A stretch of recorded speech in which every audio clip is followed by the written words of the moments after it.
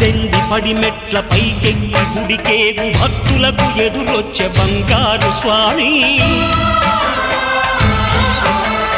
ఇరుముడులు స్పృశించి శుభమనుచు దీవించి జన బృందముల చేరే జగమేలు స్వామి తన భక్తులొనరిల్చు తప్పులకు తడబడి ఒక పక్క ఒరిగెన ఓంకారమూర్తి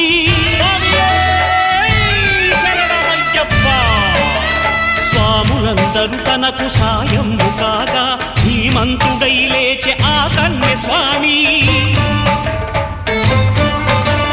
పట్టబంధము వీడి భక్తతతికై